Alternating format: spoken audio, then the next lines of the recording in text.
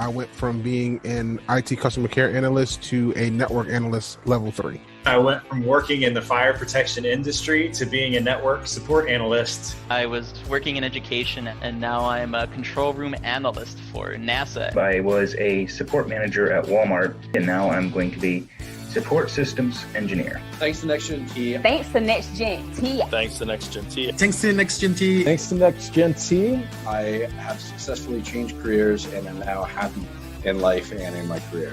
I get to enjoy what I do and level up my career. I can actually legitimately say right now that I have a career. I have leveled up and I have the confidence I need as a network security engineer.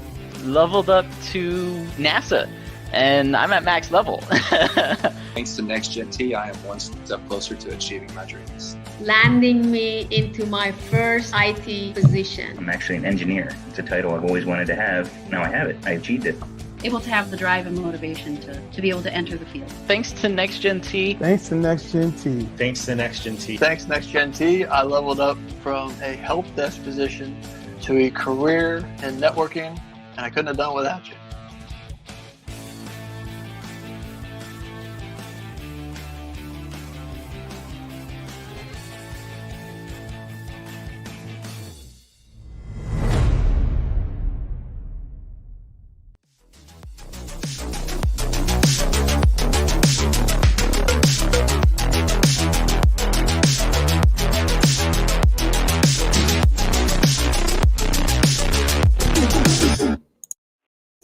Yo, what is crack-a-lackin' YouTube? What is going on, chat? I hope you're all doing wonderful and fantastic on this Friday, or Friday, as some people like to cleverly call it, which, yes, Friday. Thank goodness it's Friday. TGIF, I'm going to go home, watch Step by Step, watch Family Matters. What else? What else was on TGIF? What was the one with the Tanners? I can't even think of the show. How it's here, Full House. That's TGIF. That's like old school TGIF right there. Yo, raise your hand in the chat if you remember that, because then you're gonna date yourself like I am right now currently. But anyone, what is going on? I hope you guys are perfect strangers. That's right. Caesar, what is up, boss? Peter, what's up? Full House and Fuller House. Meh. Anyway, thank you guys for joining us today on this beautiful, wonderful Friday. Today, it's more of an AMA than anything else, because I know and I see it because I get tons of questions every single day from people just like you who are struggling to get into IT, who just need help. They just need that little extra boost of encouragement, or maybe there's just like one little bit of advice that either myself or somebody here in the chat can give to you to help you take your career to the next level, or just get into IT, whatever the case may be. We're here to help. So we're opening up to the chat. We're opening up to you guys. We're going to talk today about how we can help you get in IT. Like, let's break down some barriers. Let's break down the doors here and get you into a job. What do we need to do? Who is struggling right now? What are you struggling with? I'm going to answer one question that I haven't even got yet, and I know somebody's going to ask it, and I'm going to beat you before you even say anything. You're applying for all the jobs and you're not getting any interviews. You've sent out your resume 100,000 times and you're not getting any interviews. It's because your resume sucks. Next question. Okay, just kidding. But for real, like, just kidding, but for real. Like, if you guys are sending out application after application, you're sending your resumes, time and time again, and you're just not getting a call back, I can assure you, probably 98.7% of the time, it's because your resume sucks. That's why. Because that's majority what happens. And we can fix that. It's fixable. It's doable. Get out on LinkedIn. Ask for help with your resume. Get on our Discord. Get on the IT Career Questions Discord. Get on the KevTech Discord. Get on the Job Skills Share Discord. There are hundreds of people between all of these Discord channels that will willingly help you with your resume. So there's that. There's that. So here's a question we got from Guys Sporting. How can you defeat procrastination? How do you defeat procrastination? Dude, it's all a mind game, bro, or girl, or whoever, whatever you are. Like it's all a mind game. It's all in your head. I procrastinate quite often. I won't even lie. But and see, this is like what my counselor always tells me too. It's just like, Zach, you got ADD, bro. Like you're most always going to procrastinate, but you almost always tend to do better when you're under that like strict pressure. So some people operate much better, like when they do procrastinate, but are able to still complete things. So I guess there's a difference between like procrastinating and not accomplish anything, and like procrastinating just because like, you know, you're lazy for a moment, but you know you can get it done, and then you take like, you know, a super quick 10 minutes and rock something out, even though, you know, you should have done that like much sooner, whatever. You know what I'm saying? We all operate differently, right? It's all a mind game though. So defeating it is just psyching yourself out. Like it's literally to the point where like you don't want to do something, you're telling yourself not to, you catch yourself not wanting to do something. So you start doing something completely different. And you literally have to visualize like this in your head. You have to actually see it in your head that, hey, like I'm procrastinating. And sometimes that's like the hardest part. So when you're going through a task, when you're doing something, a great thing that you could do is set like a reminder in your phone for like a half hour that says like, hey, remind me in a half hour, like to make sure I'm not procrastinating, right? And so that if you do wind up procrastinating, right, if you do find out you're doing something that you shouldn't be doing, you get that reminder coming back like, oh, hey, dummy, you should be doing this right now. And it might just help. It might just help psych you out. Otherwise, it's literally just talking yourself like into things, even though you really desperately don't want to do it. And I know sometimes that's so hard. And it's like with me, like with working out. So I can like actually speak to this directly, specifically on working out right now, because I start to procrastinate a little bit. Like it's hard. Like I don't want to do it all the time. Like, you know, it's tiring. But I have to psych myself out. Like, no, Zach, like you can do this. It's worth it. Like, I know it's going to suck for like these, you know, this 20 minutes, this 30 minutes, but like after, you know, this 30 minutes is over, you're going to feel so much better that you actually did it. And that's always the case. So it's just, you know, really psyching yourself out, even though like you are your own worst enemy, like period, the end. We all know this. Sorry, long one there. Alex Murphy, love your channel. What's your take on the CompTIA Cert Master materials? I like Cert Master materials for my CompTIA Security Plus, but I mean, I still think that I needed more. Like the Cert Master material is probably good for some people and probably not the best for some people, you know, like it's just not, it's like any training provider out there. Like some are going to work for some people and some aren't. Like it just really, it's based on your learning style and how you consume content. So the Cert Master like practice exam, out of all the Cert Master stuff that CompTIA offers, I think the Cert Master practice is probably the best. I have never played with their labs, but I'm assuming, and again, don't quote me on this, I'm sure they're just like practice labs, the company practice labs. So like you could access them through many different companies. NextGen-T, we use practice labs for some of our practice labs. So there's tons of companies that utilize practice labs. So with that being said, with CompTIA Cert Master materials, it's high price tag. Just leave it at that. Fadi, you have a help desk job right now. You've been in the position for about 6 months now. You want to move it. You have been interested in AWS. Okay. So you want to start looking towards the cloud. So if you're interested in AWS, start studying for an AWS cert.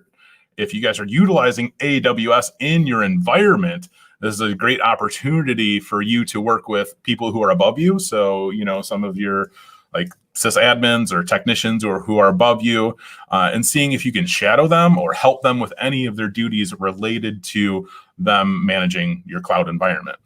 definitely reach out to them. That's like the first thing that you should do, is start reaching out to your coworkers to see if you can shadow and learn from them.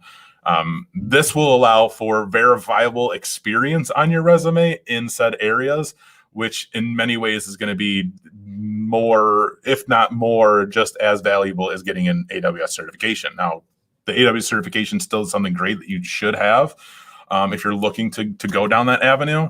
But the most immediate and quick thing that you can do is, if your current environment is utilizing any type of cloud platforms, to get yourself involved in projects around those, or get yourself involved in troubleshooting issues with any of these cloud services that you guys are using.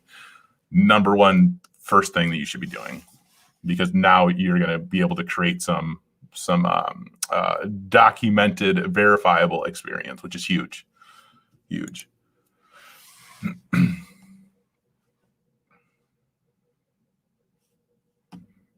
Going through chat. You guys are, I didn't realize the chat was that far ahead of me. My bad, y'all.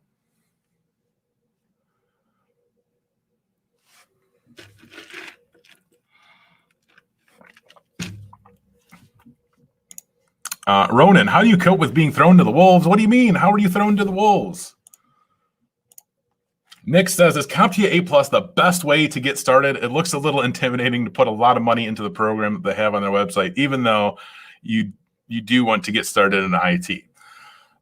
So Nick's, yeah. The CompTIA A+ is by far, hands down, it is the best entry-level certification. Like, there's just no denying that, unfortunately. There's no other certification out there like that in the market. A lot of people knock the A+, and I always have to point back, like, hey, you can knock the A+ all you want, but the fact that, like the Department of Defense, like U.S. government agencies, many other organizations, businesses require you to have the A+ sometimes, really says a lot about that certification. But even outside of that, just the fundamental knowledge that you learn from that exam is worth so much. Now, don't get me wrong. There are some things on the A+ that I think are a little bit outdated and just don't necessarily need to be there anymore.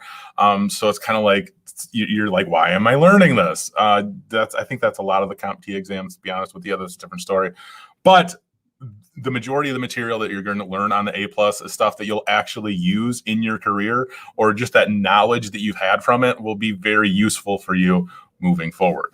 And again, companies do require this certification still. So if you have that on your resume, you have that cert, like, it's going to be a good thing for you. Not only the knowledge that you gain from it, but just job opportunities that you could potentially receive because you have that. So yes, it's good. I don't care what anybody says.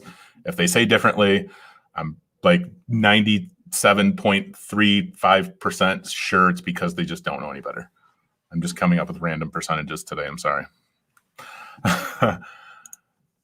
How much is it to take the A+ test when paying out of pocket? It's like $225 an exam or something, $325, $2 something exam. I don't even remember anymore. My suggestion to you would be to find some type of third-party vendor that offers discounted certification exam costs. There's one that's actually called, here's this one, www.itexamvouchers.com. Coupon code, I think the coupon code is just Zach, and it saves you like $1. But hey, it's $1. I'm pretty sure it's just Zach. I don't remember. It's been a while since I've promoted that company. But yeah, IT exam vouchers. They typically have expiring certification vouchers, meaning like you could pick up a certification voucher that is due to expire like next week for, much cheaper than you would pay for the exam if you were to buy it through like CompTIA or whoever. So, and there's other places out there that offer vouchers for like 10% off, 20% off, things like that. So there's that.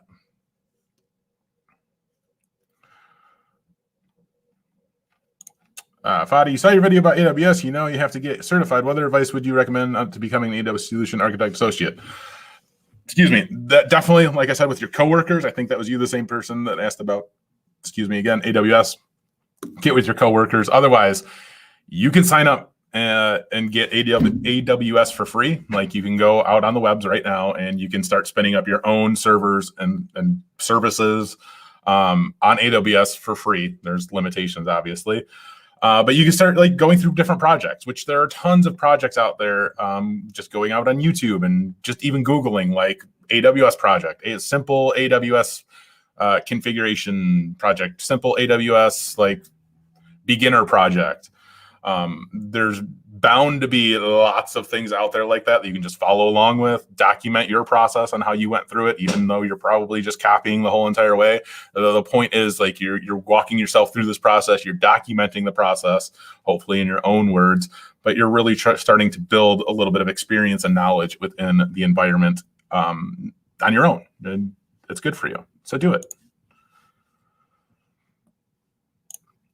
Bobby, how do you start getting into pen testing? Well, that really depends on where you're at now with your knowledge in security, with your knowledge just in IT in general.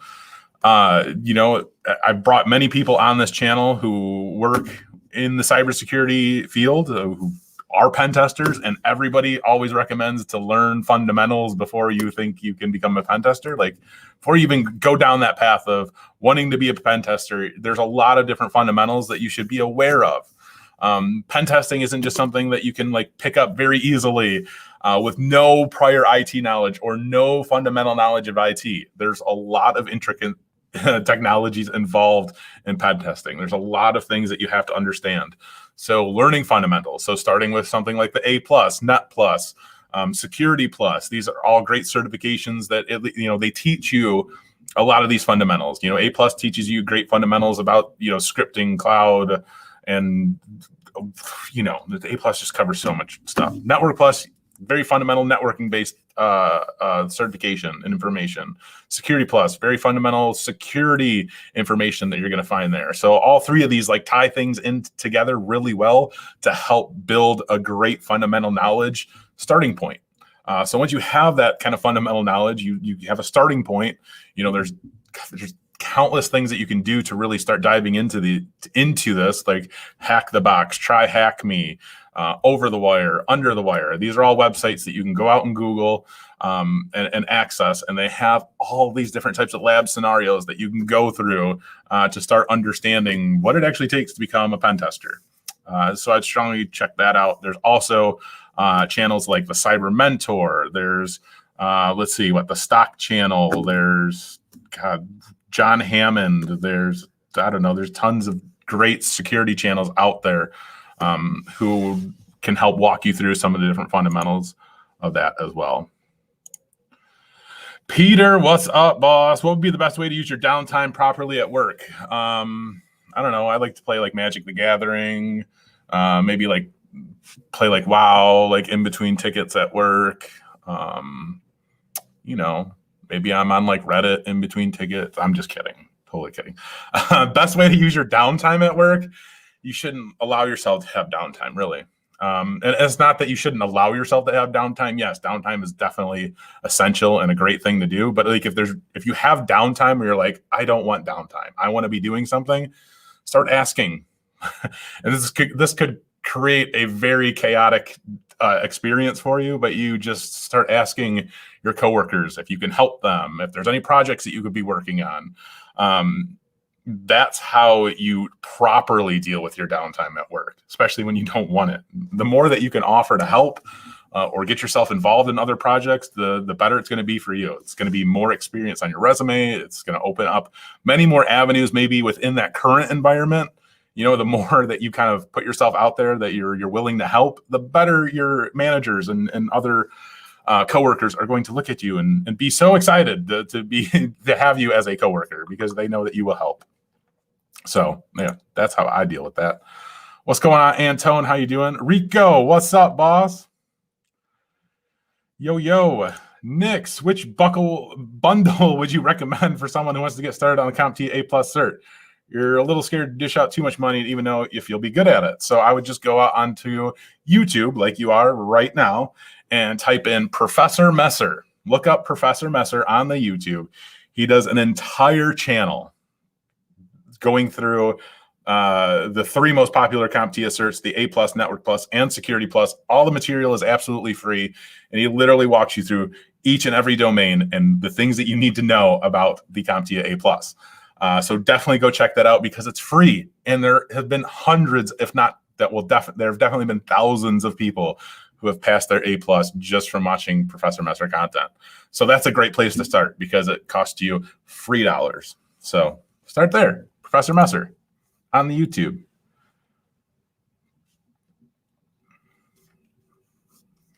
My goodness, the chat, I can't keep up with the chat. I only have a few more minutes. I will be doing a live stream on the NextGen YouTube channel. I think we got a link in the description below. We do have a link in the description below. So at 12 p.m., which is in like 6 minutes, 12 p.m. Central Standard Time, we'll be doing a live stream on the NextGen YouTube channel. We'll be live with Sarah Hutchinson, who is one of our career coaches at NextGen, and we're going to be talking about soft skills because soft skills are so important. So important. She's slacking me right now. I don't think she realizes that I'm live right now, but it's all right. It's all right. I'm going to slack her back. Yeah, I only got a couple more minutes because we'll be starting off that live stream on the NextGen channel in a few minutes. So make sure you guys go check out the link in the description below so you guys can tune into that because that will be fun too.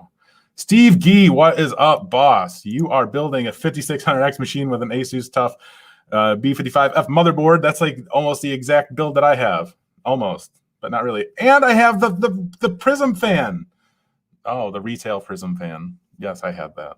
But we got a different one. What would be the best way to pattern apply the thermal paste to that?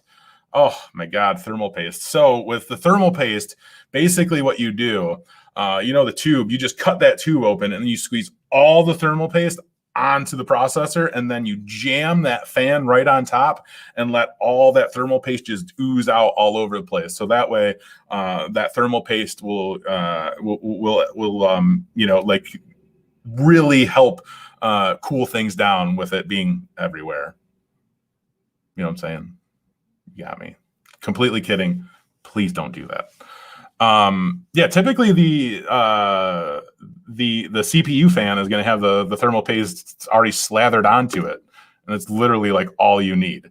Now you could take that thermal paste off, which you'd want to use some, you know, isopropyl alcohol, yeah, to wipe it off.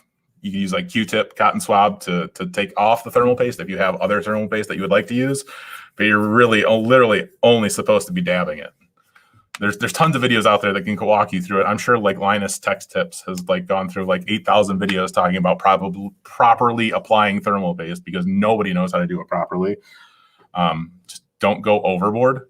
That's like the best bit of advice that I could give you because you definitely do not want that thermal paste like seeping out once you are slamming that CPU cooler on top of it.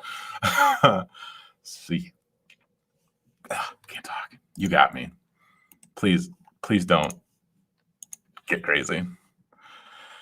Anyway, I'm signing off.